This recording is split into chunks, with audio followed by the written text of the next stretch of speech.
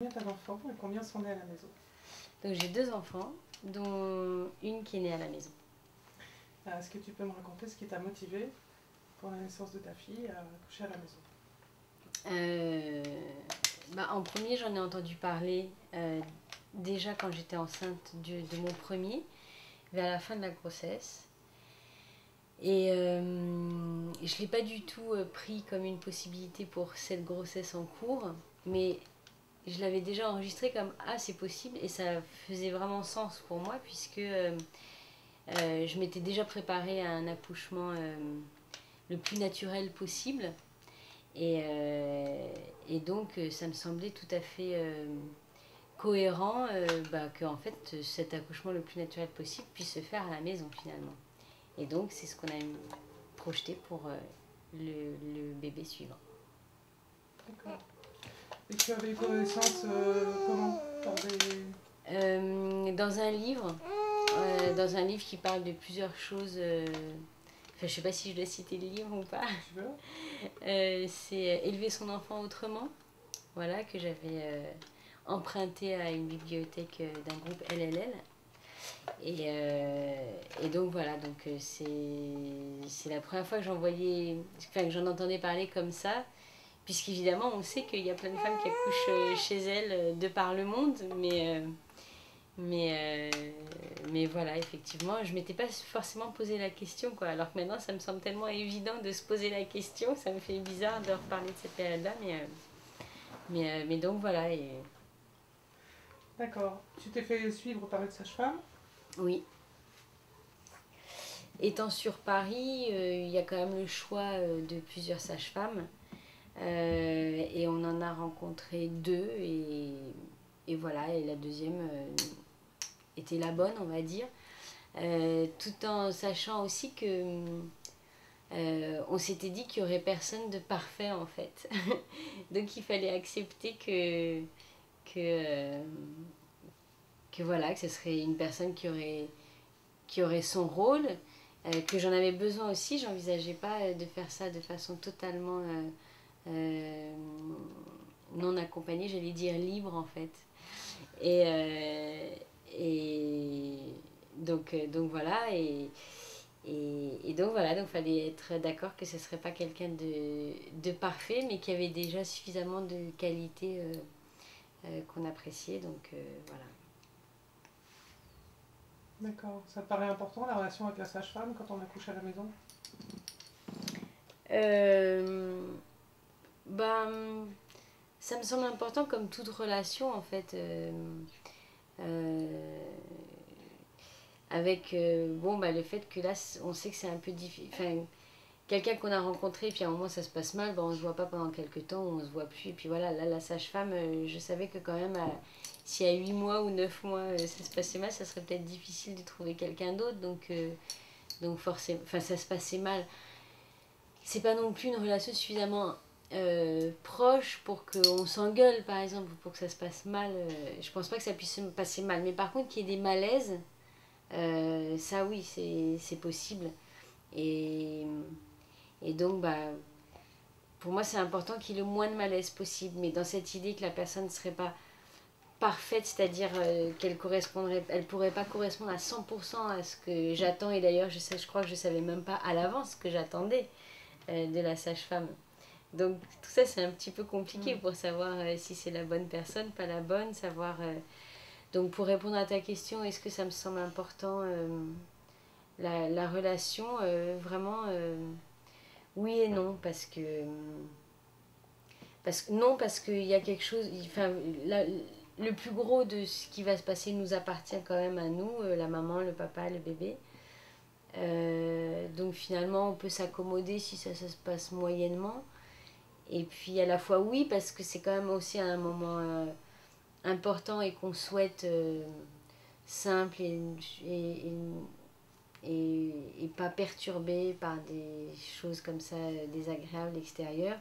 Donc, donc voilà, il faut que ce soit au mieux dans ce qui est possible. Est-ce que tu avais mal vécu quelque chose à la première naissance, à l'hôpital donc? Euh, En fait, j'ai pas eu un accouchement dramatique qui m'a vraiment fait dire ah, plus jamais ça et tout. Sauf que j'ai quand même eu une hémorragie après la naissance de mon bébé, que mon chéri a cru que j'étais en train de mourir parce que lui, il a vu le sang, ils sont quand même sortis avec mon bébé, qu'ils m'ont anesthésié alors que justement j'avais tout fait naturellement et que j'étais très contente comme ça et tout. Donc voilà, donc c'est assez bizarre parce que l'accouchement lui-même s'est plutôt bien passé, mais juste après non. Donc si on parle de l'accouchement, c'est quand même tout l'ensemble. Donc non, ça s'est pas super bien passé, mais je crois pas que c'est ça qui m'ait fait avoir envie d'accoucher à la maison. Je me suis dit que une conséquence d'accoucher à la maison, c'est que j'éviterais ça. J'étais sûre que j'aurais pas d'hémorragie à la maison, par exemple, alors que beaucoup de gens de mon entourage... Quelqu'un d'autre pourrait penser le contraire. Voilà. T'as eu une hémorragie, donc il faut que tu retournes à l'hôpital. Ah bah, ma maman, même on s'est quand même Si ça posé la t'arrivait à question la maison. avec mon compagnon, évidemment. Donc, mais moi, j'étais sûre que j'aurais pas d'hémorragie à la maison. Parce que l'hémorragie avait été une conséquence du travail, tu crois? Ben, T'avais pas eu de cytocine? je pense, si, j'en ai eu tout à la fin, apparemment, mais ça, je m'en souviens pas. C'est parce que c'est écrit dans mon dossier, en fait. C'est écrit dans ton dossier. Voilà, donc j'en ai eu tout à la fin. Et puis, malgré le fait que j'étais quand même dans une maternité où on pouvait bouger et tout ça, ne me sentant pas suffisamment autonome et indisciplinée, je me suis quand même retrouvée sur le dos, quasiment un petit peu sur le côté, pour la naissance de mon enfant. Donc, Oui, je sais que c'est pas favorable. oui, voilà. Et donc, voilà, donc je saurais pas mettre une cause qui a... je saurais pas dire qu'est-ce qui a fait que j'ai eu une hémorragie et qu'est-ce qui a fait que j'étais sûre que j'en aurais pas une autre. Mais voilà, en tout cas, j'essaye de revenir à la question donc, qui était est-ce que j'ai eu une mauvaise expérience? Donc, l'expérience n'était pas super.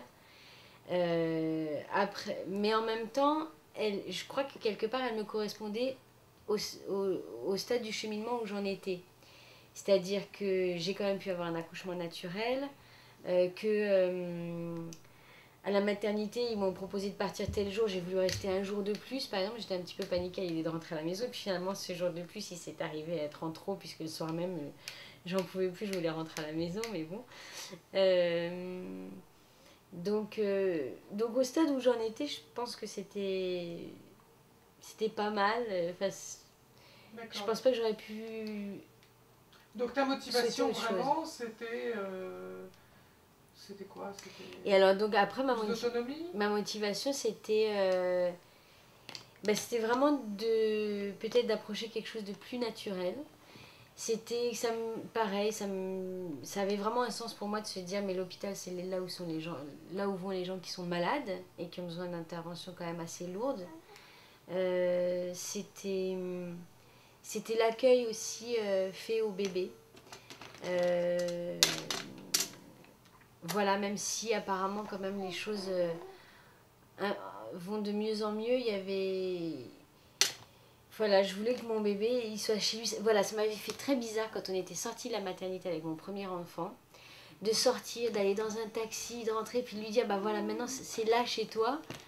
J'avais l'impression presque de l'avoir trompé, c'est-à-dire, bah tu es né, t'es arrivé quelque part, t'as cru que c'était là, et puis en fait, au bout de quelques jours, on te dit, bah non, en fait, c'est pas là. Le vrai là, c'est là maintenant. Donc je voulais pas refaire vivre ça à mon autre enfant. Et puis après, c'est vrai qu'au fil des années, mes enfants ont 4 ans et demi d'écart. Donc en 4 ans, j'ai rencontré des gens qui ont donné naissance à la maison. J'ai lu des témoignages et tout. Donc plus ça allait, plus ça me donnait envie. Et plus je sentais que ça nous correspondait. Et c'est un chemin que vous avez fait en couple alors? Oui, bah, essentiellement. Enfin, c'est moi qui menais, je pense... la route. Et ton mari, il a été partant Ouais. Non sans crainte, puisque il a cru vraiment que j'étais en train de mourir quand il y a eu l'hémorragie, quand j'ai eu l'hémorragie Donc il était un peu inquiet, il voulait vraiment demander à la sage-femme, bon, bah, qu'est-ce qu'on fait en cas d'hémorragie, quoi, ou comment on peut éviter l'hémorragie, enfin, ça, il voulait vraiment des réponses. Il était rassuré parce qu'il y a un hôpital pas très loin. Mais, Tu étais inscrite dans un hôpital? Ah, j'étais inscrite dans une maternité loin, mais il savait qu'en cas d'extrême urgence, il y avait un hôpital pas très loin en fait. Mais je m'étais inscrite dans une maternité juste au cas où, parce qu'avec la sage-femme, on avait discuté, qu'on s'est dit, bon, il y a deux possibilités. Il y a soit l'urgence extrême, et dans ces cas-là, on va pas dans la maternité où on est inscrit, on va à l'hôpital le plus proche. Mais si jamais en cours de travail, il y a quelque chose qui fait dire que finalement... bon, je m'étais laissé la porte ouverte, tout comme au premier accouchement. J'avais dit que je voulais pas de péridurale, mais comme je savais pas vers quoi j'allais, je m'étais laissé la porte ouverte. C'était pas un dogme que je me faisais. Ben là, pareil, je savais pas vers où j'allais, donc je me disais, il y a cette petite porte, mais c'était pas ce que je souhaitais. Mais j'étais prête à l'inconnu et à ce que, tiens, sur le moment, finalement, il y ait une autre décision qui se prenne.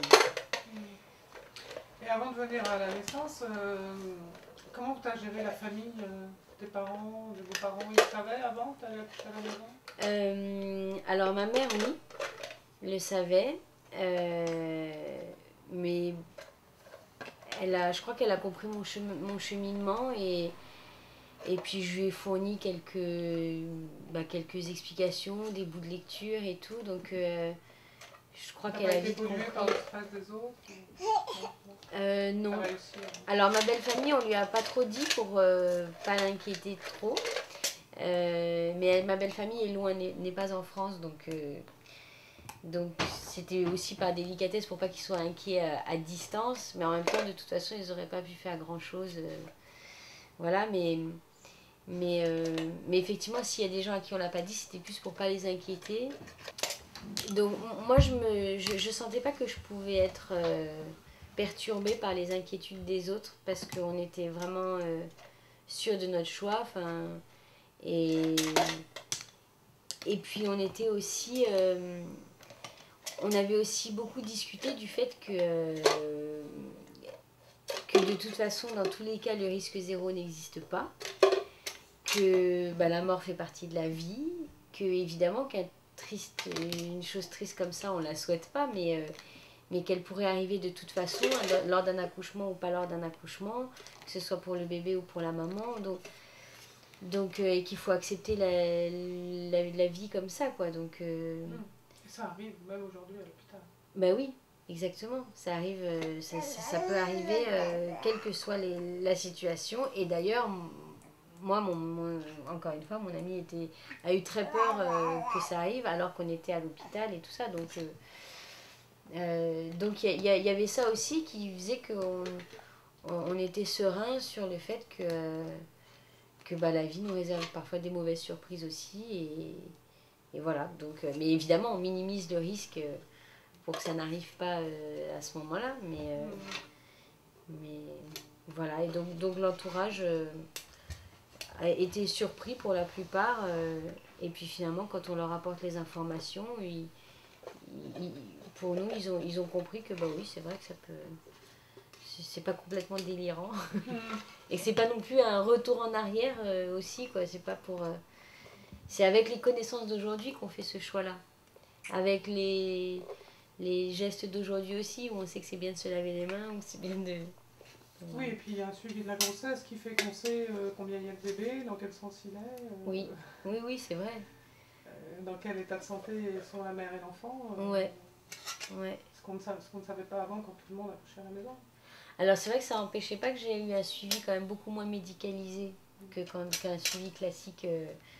Donc voilà, donc j'ai pas fait la dernière échographie par exemple avec la sage-femme qui touchait mon ventre, on connaissait bien la position, et puis moi je la sentais aussi, la tête en bas, donc c'était moins médicalisé, mais il y en avait quand même un.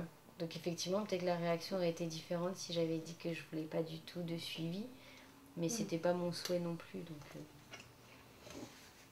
Est-ce que vous aviez réfléchi avant à la présence de l'aîné le soir? Oui. Alors Alors, on avait la chance d'être dans une maison assez grande là pour cette naissance, donc on savait qu'on avait le choix en fait. Je savais aussi que donc, comme il y avait une sage-femme, il y avait mon ami, on pouvait... l'un pouvait s'absenter pendant que l'autre était là. En fait, on s'était laissé le maximum de portes ouvertes en disant que moi, sur le principe, je ne suis pas opposée à ce que mon enfant soit présent pendant la naissance. Mais j'avais anticipé le fait que peut-être que j'aurais pas envie qu'il soit là, ou que peut-être que lui n'aurait pas envie d'être là. Et on s'était mis d'accord aussi que c'était ce que je souhaitais qui ferait qu'on prendrait telle ou telle décision. Et que si lui veut être là mais que moi je veux pas, bah c'est ce que moi je souhaite qui va l'emporter. Donc voilà. Pareil, je savais pas s'il y aurait un moment je préférais être avec la sage-femme plutôt qu'avec mon ami ou le contraire, ou toute seule ou autre, mais dans tous les cas ça laissait une présence pour mon enfant. Et puis j'ai aussi un frère qui habite avec moi, donc mon frère pouvait aussi être avec mon enfant. Voilà, donc ça faisait aussi une tierce personne avec qui j'avais discuté aussi, et je lui avais dit que c'était important pour moi que je me sente pas parasitée par me questionner, est-ce qu'il est mal à l'aise parce que à un moment je crie fort ou je sais pas qu'est-ce qui allait se passer. Donc j'avais discuté avec lui aussi pour lui dire qu'il faut que lui se sente libre d'aller dans le jardin ou de s'absenter ou autre, pour que moi je me demande pas est-ce que je peux vraiment faire tout ce que je veux parce que je veux pas le mettre mal à l'aise. Enfin voilà. Donc il y avait eu tout ça. Donc voilà, on s'était vraiment laissé le maximum de portes ouvertes. Et au final, mon frère, il a 18 ans maintenant, il avait 17 ans. Et donc il a assisté à... Donc il était dans la maison, mais il n'a pas assisté à la naissance. Et ça, de toute façon, je crois que ni lui ni moi ne l'auraient souhaité. C'est mon frère. Donc, enfin, il a quand même, mais il était là pas loin jusqu'à une demi-heure avant. Il était dans les pièces à côté et il entendait. Et en tant que père, ça peut l'influencer quand même.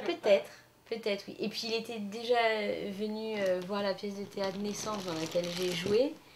Et il m'a même dit il y a des trucs que tu disais, ça me rappelait la pièce. Donc il a entendu quand même un certain nombre de choses, mais évidemment qu'il n'était pas là. Et puis vers la fin, justement, il est parti avec mon enfant. Ils sont allés dans le jardin et ils ont senti que ils se sont pas sentis à leur place de rester plus longtemps en fait. Donc ils sont partis dans le jardin. Un peu comment ça s'est passé. Super bien. Comment ça a commencé? C'était le jour? Donc au petit matin très tôt, j'ai su que c'était le jour. J'ai eu des contractions, je pense, vraiment à la fin de la nuit. Et quand je me suis réveillée et que tout le monde dormait encore, je savais que c'était aujourd'hui. Elle veut raconter, je crois aussi. Oui, on dirait bien. Et donc j'ai prévenu la sage-femme dans la matinée. Enfin d'abord j'ai prévenu mon compagnon, bien sûr, j'ai dit je sais que c'est aujourd'hui. Donc moi j'étais pas stressée, j'étais sereine. Lui a été super stressé. Donc il se demandait qu'est-ce qu'il y avait à faire vite avant que ça n'arrive et tout. Est-ce que tu voudrais te mettre comme ça? Donc, et puis dans la matinée, j'ai prévenu la sage-femme en lui disant que c'était pas la peine qu'elle vienne tout de suite, que tout allait bien et tout. Et donc, mon ami s'activait vachement dans la maison. Moi, j'avais envie de faire des trucs. Et puis, maman, il m'a dit non, mais moi, ce que j'aimerais, c'est te voir assise ou allongée. Tu bouges pas, tu te reposes. Et je lui ai dit, mais c'est impossible que je reste assise ou allongée. Donc, il le comprenait bien en même temps. Il le disait en étant conscient que cette demande n'était pas réalisable, mais il me disait moi c'est ça qui me détendrait, c'est de te voir allongée et tout.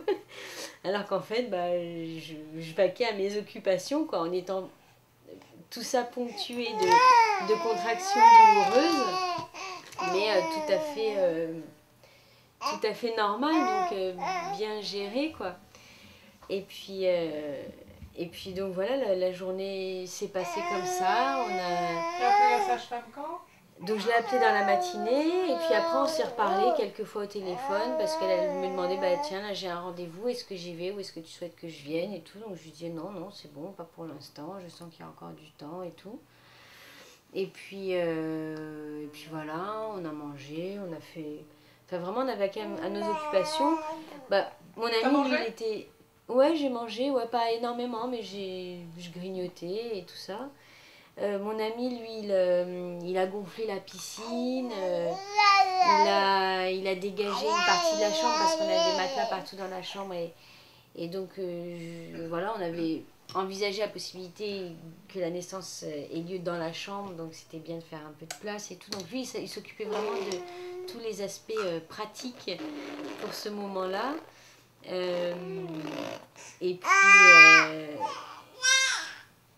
Et puis je me souviens lui avoir dit tu seras ma mémoire. Parce qu'il y a beaucoup de choses qu'on oublie. Et j'avais oublié beaucoup de choses du premier accouchement. Et je lui avais rappelé faudra que tu sois ma mémoire. Et puis voilà, finalement ça s'est passé assez naturellement. Je crois on a des photos, je crois qu'encore à 4-5 heures de l'après-midi, on jouait au Uno avec mon fils. Et ma fille est née à 7h30. Donc c'était une journée un peu normale, sauf que des fois, on expliquait à mon fils... Enfin, pendant une contraction, mon fils me posait une question et son papa lui disait « Attends, là, maman ne peut pas te répondre tout de suite. » Puis quand la contraction passait, là je pouvais lui répondre. Et après, finalement, là... Est-ce que tu as utilisé des techniques pour la douleur, comme te faire masser la piscine? Alors, tout au long de la journée, non, pas spécialement. Parce que finalement, juste de souffler, de se dire que c'était super, parce que ça voulait dire que le corps travaillait. Ah, ouais, je bougeais beaucoup. J'étais debout, j'étais vraiment dans la maison et tout ça. J'étais justement tout sauf allongée ou assise à rien faire. Et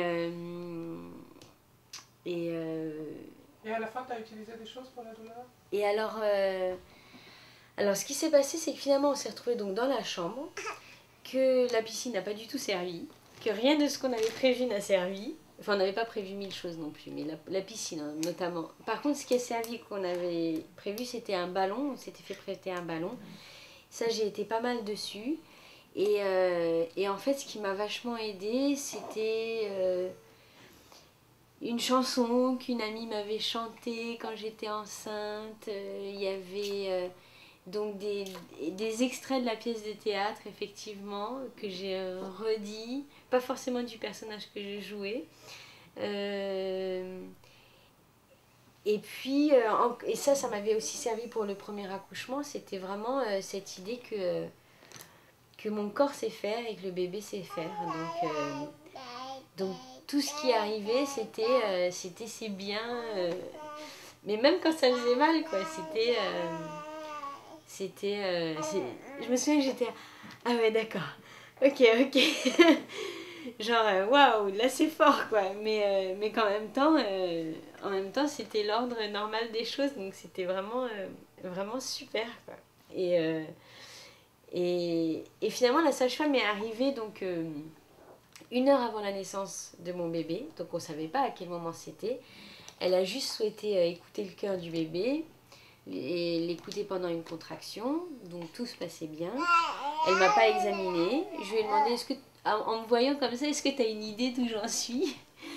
Et donc elle n'avait pas vraiment idée. Et moi non plus, parce qu'en fait, j'ai pas du tout eu le truc qu'au bout d'un moment, les contractions deviennent régulières, toutes les je sais pas combien de temps. Je crois que quelque chose comme... donc c'est juste avant que la sage-femme n'arrive. Donc je crois 1h30 avant la naissance, pendant 10 minutes, j'ai pas eu de contraction. Donc j'en savais rien à quel moment j'en étais.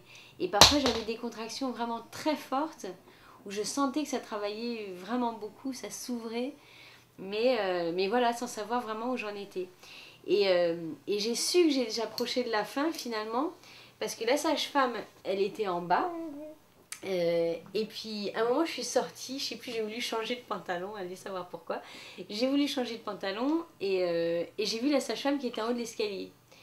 Et quelque part dans mon cerveau, je me suis dit, ah, si elle s'est rapprochée, c'est peut-être qu'elle sent qu'on n'est plus très loin. Et c'était tout à fait exact, puisque une demi-heure après, ma fille est née. Donc t'as enlevé ton pantalon. Voilà. Et là, j'ai quand même changé de pantalon. Et et vraiment, donc ça a été super au bout d'un moment, donc je savais plus quelle position adopter. J'ai été beaucoup debout, j'avais besoin je m'accrochais à mon ami, mais je n'arrivais plus à trouver. Et en fait, dans la chambre, on a un espèce de coffrage qui est là parce qu'il y a l'escalier qui passe, bref. Et mon ami m'a proposé de se mettre debout sur ce coffrage pour que je puisse m'accrocher à lui. Et ça a été une super idée parce que du coup, j'ai donné naissance à mon enfant debout, en étant accrochée à son papa, à mon chéri. Et c'était génial parce que moi j'imaginais vachement le truc à quatre pattes. Je trouvais que c'était le truc le plus naturel, c'était à quatre pattes, je sais pas pourquoi. Et en fait non. Et c'est vrai que j'avais eu des lectures aussi où on dit que parfois la femme elle cherche une verticalité à la fin du travail et pour la naissance. Et c'est vraiment ça que j'ai ressenti. Et à un moment j'ai essayé, quand justement je tâtonnais, je savais plus comment me mettre. J'ai essayé sur le ballon à quatre pattes et j'étais pas bien du tout. Et le temps que je sens que ça me convenait pas, il y avait une contraction qui arrivait. Donc j'avais plus le temps de bouger. Et donc il y a eu une contraction que j'ai eue à quatre pattes comme ça sur le ballon. Et c'était la pire des contractions que j'ai eues. Alors que tout le reste debout, c'était vraiment super, quoi. Et donc pas de technique spéciale. Et à part vraiment sentir que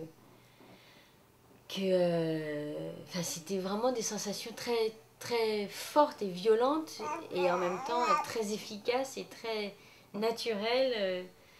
Pour le périnée, t'avais rien fait non plus? Au moment de la naissance? Non, je me souviens qu'à un moment, pendant que le bébé arrivait, je disais « Ah, faut qu'on me masse, faut qu'on me masse, que quelqu'un me masse !» Comme s'il y avait plein de monde. Il faut que quelqu'un me masse et tout. Et la sage-femme n'a pas réagi. Alors, est-ce que c'était par pudeur? Je sais pas. Mon ami, lui, qui était en hauteur, il pouvait pas du tout me masser. Donc, je me suis massée moi-même mon périnée. Et là, j'ai senti que la tête était tout près. Et donc c'était super. Je sais pas, est-ce que la sage-femme ne m'a pas massée justement pour me laisser l'occasion de le sentir moi? Je sais pas, en fait. Je lui ai même pas reposé la question après. Mais donc non, le périnée, j'avais rien fait de particulier. Donc elle est sortie vite? Ouais, elle est sortie vite. En fait, à partir du moment où c'est vraiment devenu intense, le truc des contractions régulières et douloureuses et tout ça, ça a duré moins d'1 heure, quoi. Donc après, ça s'est passé vraiment vite. J'ai vraiment le souvenir de l'avoir senti descendue et ça c'était génial parce que je disais oh, je la sens dans mon bassin, je la sens passer, quoi. Je sentais sa tête, je la sentais passer derrière, quoi. C'était incroyable et c'était génial. Et c'est vrai que j'ai pas eu une phase de désespérance? Non. T'avais eu ça à l'hôpital? Ouais. Et oui, j'avais eu ça un moment où en fait, j'avais très peur, quoi, parce que je m'étais rendu compte que il allait passer par là, on le sait tous, mais là, d'un coup, ça me semblait... mais c'est pas possible. Donc, et on m'a reproposé la péridurale à l'hôpital, et puis j'ai dit, mais en fait, la péridurale, elle va pas m'enlever la peur. Et là, c'est pas la douleur qui me submerge le plus, c'est la peur. Donc péridurale, c'est pas ça qui va régler mon problème. Donc oui, il y a eu un moment où et puis il y a eu un moment où j'en pouvais plus aussi. Où je disais, ah non, mais là, je veux plus, quoi. Là, ce que je veux, c'est dormir. Mais j'ai pas eu ça pour la naissance de ma fille, non. Pour la naissance de ma fille, j'ai l'impression que j'étais au contraire, je suis pas du tout partie en délire ou autre. Enfin, j'ai l'impression d'avoir été très ancrée dans la réalité de ce qui se passait dans mon corps, de mon bébé qui cheminait, là, qui allait vers la sortie. Et au contraire, d'être dans le réel, dans le... T'étais dans ton corps avec ton bébé? Ah ouais, à fond, à fond. Et donc pas de moment de désespoir, et au contraire, toujours émerveillée par tout ce que je sentais qui arrivait, quoi. Alors c'est vrai que parfois les personnes à qui j'en parle, et qui n'ont pas accouché à la maison et tout, ont vraiment du mal à croire. Mais oui, mais quand même, ça te faisait mal, mais quand même... Mais j'étais tellement imprégnée de cette notion que mon corps était capable de supporter, que j'étais capable de le faire et que que plein de femmes l'avaient fait avant moi, et ma mère aussi, et tout. Enfin, donc, donc, donc c'était vraiment gérable, vraiment supportable, et maintenant, et c'était même vraiment génial, quoi.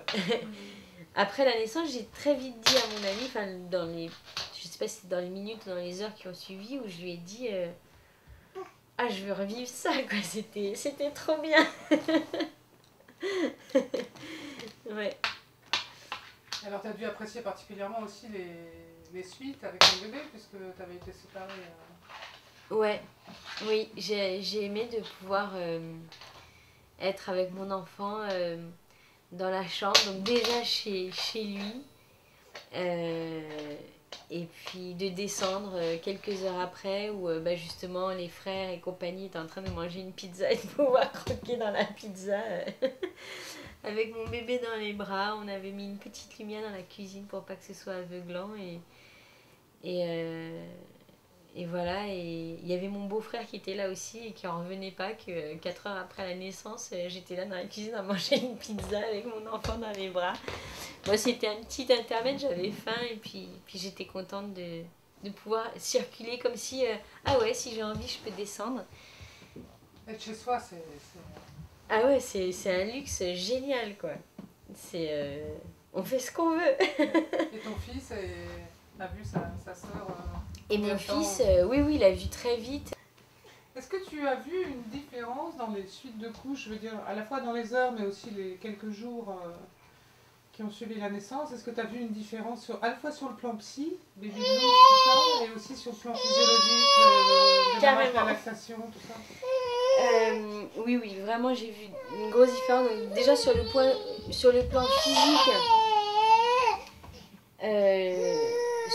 physique, je me suis remise très très vite, quoi. C'est-à-dire que je pense que le fait d'être en hôpital, comme on disait tout à l'heure, bah, normalement c'est un lieu pour les gens malades, quoi. Et ben, je crois que moi, ça avait marché, le fait de me faire mettre dans la tête quelque part comme si j'étais un peu malade. Alors c'est vrai, on va me dire, oui, mais t'avais quand même eu une hémorragie, t'as quand même eu une anesthésie générale, t'étais fatiguée. Ok, c'est vrai, mais l'environnement, je trouve, ne favorise pas à reprendre rapidement, en fait. Et alors, il y a un côté confortable aussi à être servi, les plateaux, les machins. Oui, puis en fait, moi je trouve qu'on se repose pas, l'hôpital il dérange. Oui, on entend les autres, ils nous réveillent à 7h du mat, le dîner c'est à 6h, après t'as plus rien à manger. Ah, et tout. Des visites. Moi, après l'accouchement, je suis redescendue donc, dans ma chambre. Il était tard puisque mon fils est né vers 18h. Après j'ai eu l'anesthésie, machin, je me suis réveillée, je crois que je suis descendue dans ma chambre vers minuit, 1h du mat. Et quand je suis descendue, j'avais une dalle, pas possible. Et parce que... donc j'ai eu une chambre seule parce que j'avais accouché naturellement. Et parce que j'avais accouché naturellement aussi, j'ai eu droit à un chocolat chaud. C'est-à-dire qu'il y avait les sages-femmes qui disaient ah oui, mais ça c'est une sans péridurale. Je sais plus comment ils m'appelaient, genre une sans péridurale ou une accouchement naturel, je sais plus comment ils disaient. Et donc, ah ouais, et tout. Pourtant, j'étais dans une maternité qui est censée favoriser l'accouchement naturel et tout, mais c'était quand même waouh et tout. Donc, waouh, une chambre seule, waouh, allez, un chocolat chaud, on va faire un effort, on va bien vous trouver un truc. Donc, je me disais, bah dis donc, les pauvres qui doivent avoir autant faim. Et heureusement que j'ai pas eu la péridurale, j'ai eu droit à un chocolat chaud. Et.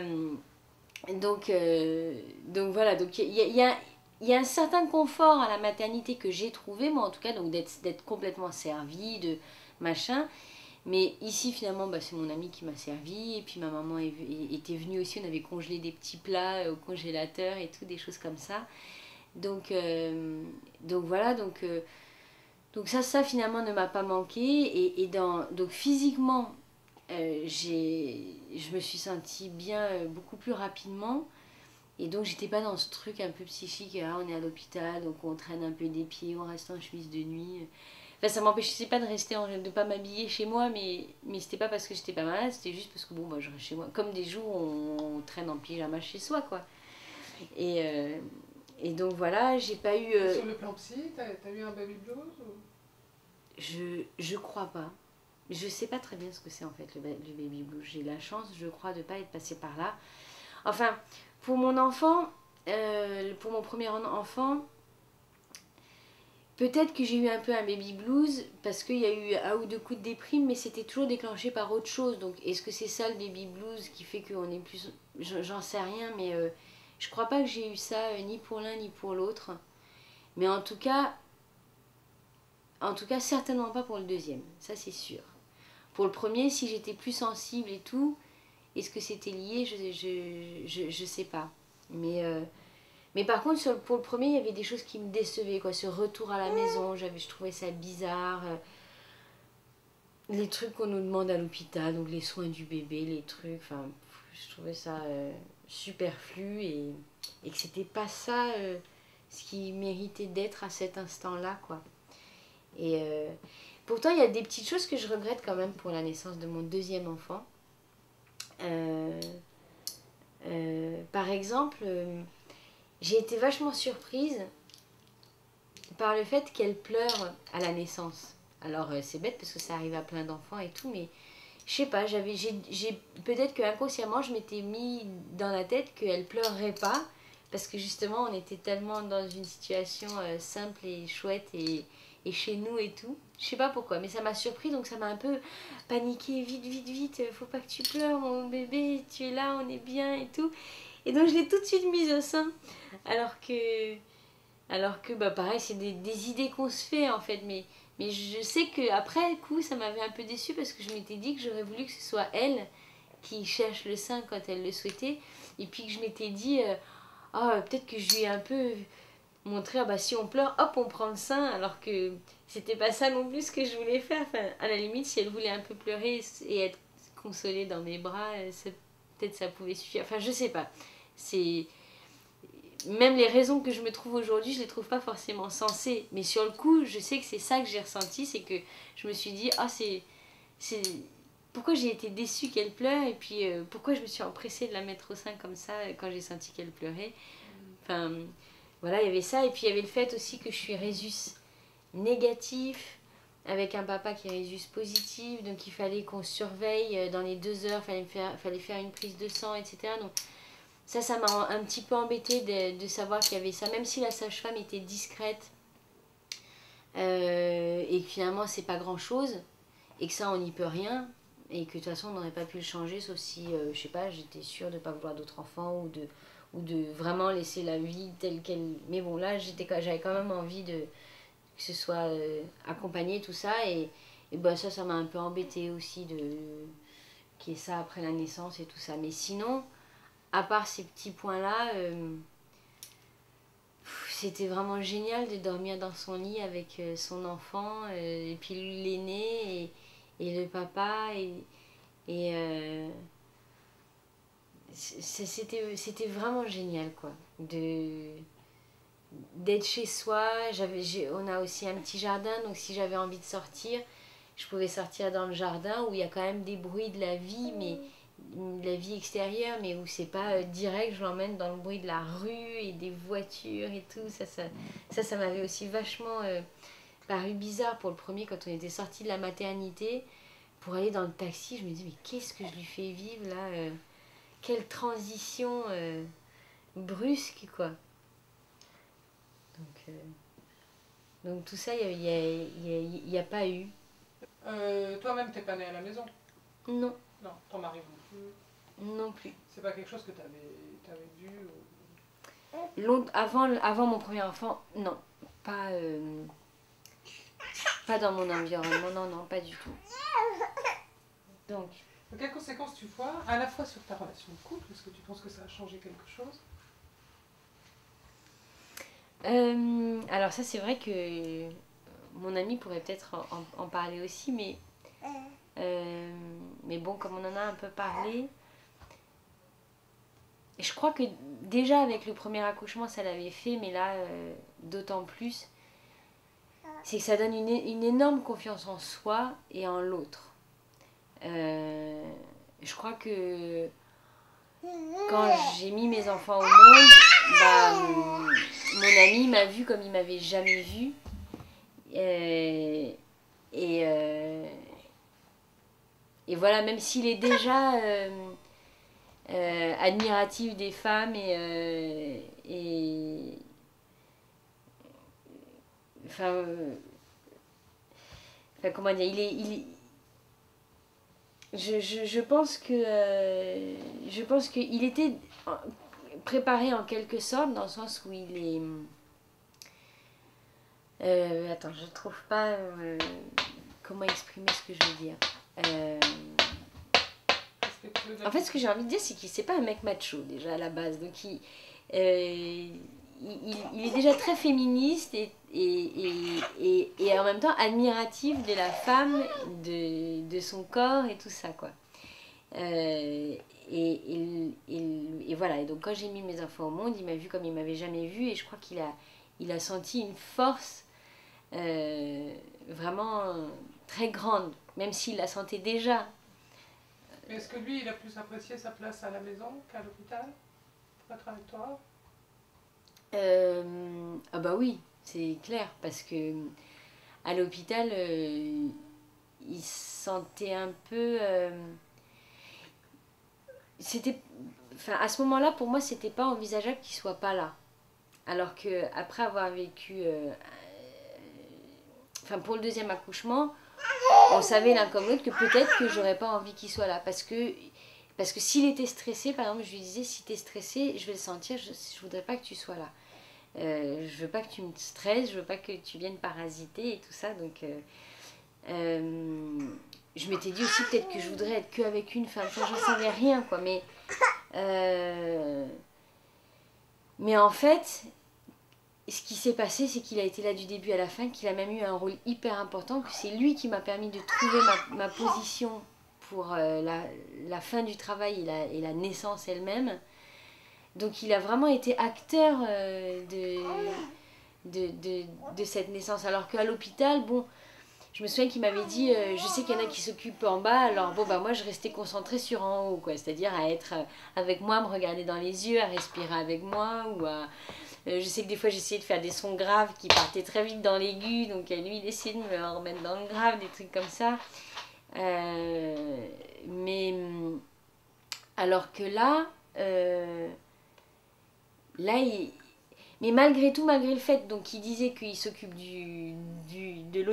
d'être avec moi près du visage, on va dire, il se sentait quand même un peu inutile, quoi. Il y a un peu en trop et un peu... en même temps, c'était sa place parce que c'est le père, mais en même temps pas vraiment parce que bah, finalement, il y a tout le monde est là pour s'occuper de moi. Donc il y a un truc un peu biaisé, quoi, un peu bancal. Alors que bah, à la maison, maison... il n'y a personne qui lui dit où est sa place. C'est lui Exactement. Exactement. Et puis comme on n'a pas souhaité faire venir la sage-femme rapidement, ben on a tout géré nous.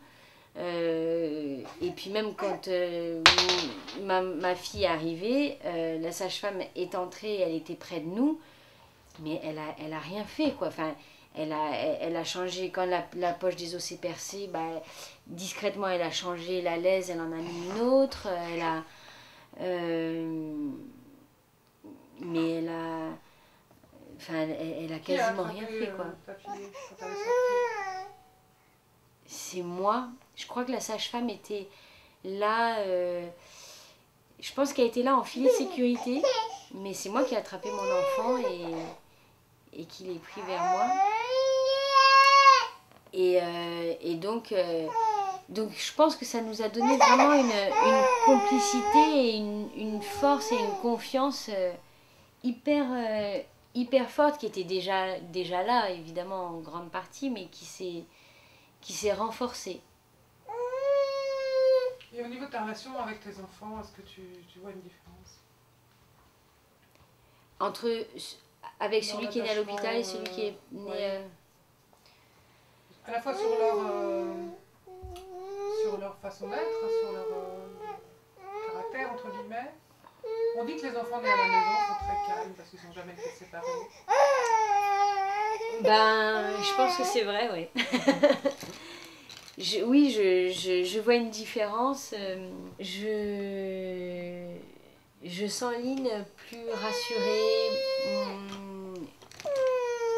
C'est vrai qu'elle est plutôt calme, elle me semble pas inquiète et tout. Enfin, Alors je pense qu'il y a plusieurs choses qui jouent. Il y a la naissance et puis il y a ensuite le rapport dans les premiers temps. C'est que Lynn, les premiers mois, je l'ai jamais couché quelque part. Je l'ai jamais posé quelque part. Le premier mois, elle n'a jamais été posée du tout. Et les 3 premiers mois, je l'ai jamais laissée dans le lit pendant que moi j'allais faire autre chose. Donc je pense que c'est un ensemble aussi. Swan, j'étais toujours très contente parce que je me disais qu'il s'était jamais endormi tout seul. Je ne le laissais pas pleurer pour qu'il s'endorme. Mais par contre, j'avais pris conscience au bout de 2 ans, quelque chose comme ça, qu'il s'était réveillé tout seul un nombre incalculable de fois. Et que ça avait peut-être aussi favorisé une certaine inquiétude chez lui. Où il s'endort rassuré, mais toujours à savoir, est-ce que quand je vais me réveiller, je vais me retrouver encore tout seul? Ce que Lynn n'a pas vécu ou très peu. Qu'est-ce que tu dirais que cette expérience t'a apporté à toi personnellement?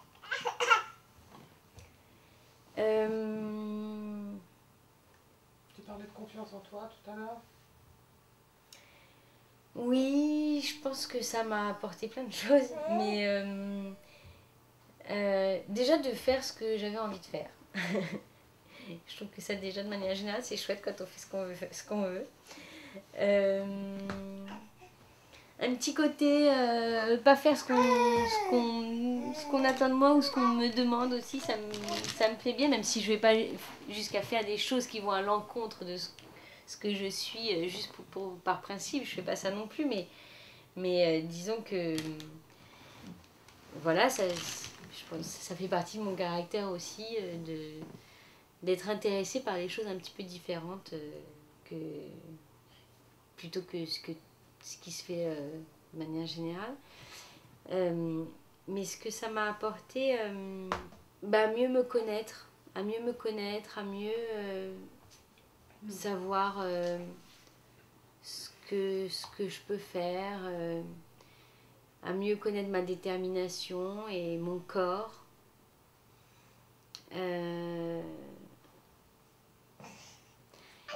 Ça m'a apporté aussi de vivre un accouchement où vraiment je me dis que j'aimerais bien revivre ça. Et je disais aussi, bon, une vie qui démarre, c'est pas rien, et puis c'est pas l'instant de l'accouchement, c'est toute une vie. Donc je me vois pas faire ça tous les ans sous prétexte que c'était génial, et parce que derrière il y a une vie. Mais j'ai déjà dit que si c'était que l'accouchement, je serais prête à refaire ça tous les ans, parce que je pense que ça remet bien les pieds sur terre, ça remet les idées en place, on revient à l'essentiel. Il y a tout un côté comme ça aussi où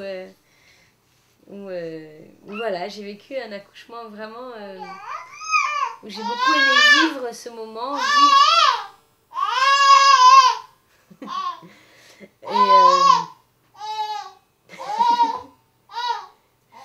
et voilà. Bon.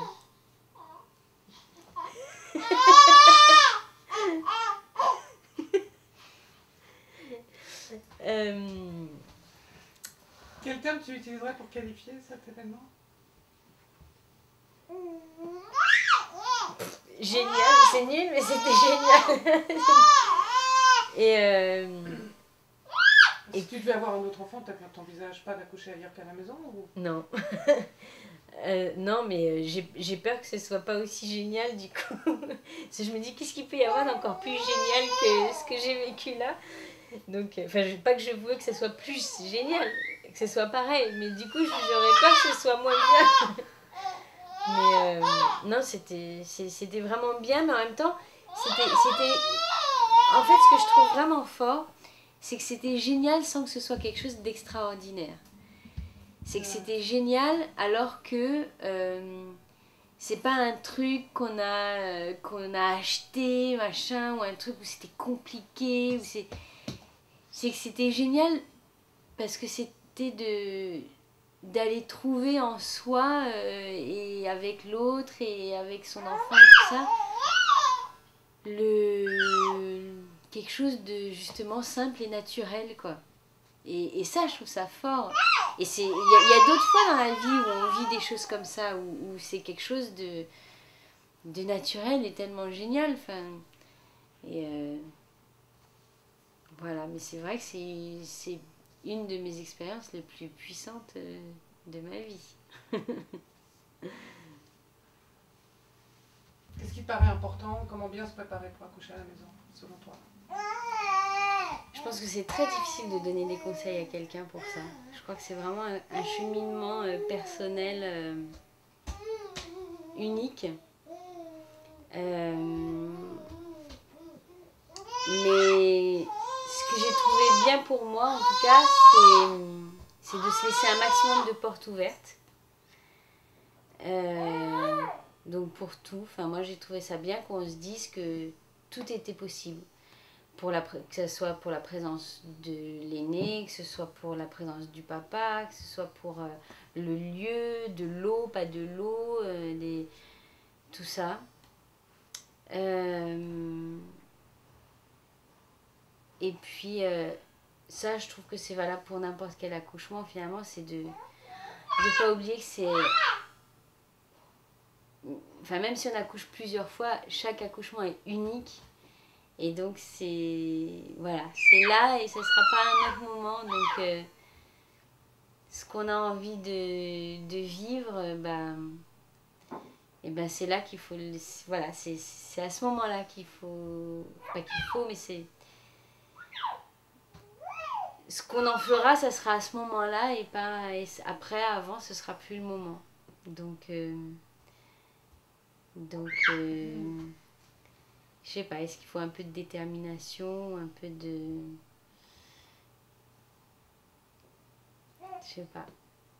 Tu dirais, juste pour conclure, que accoucher à la maison, c'est le choix de quoi? De la liberté, de l'autonomie, de la simplicité? Je dois dire qu'un mot? Non? Oui, si tu peux? Ou un autre?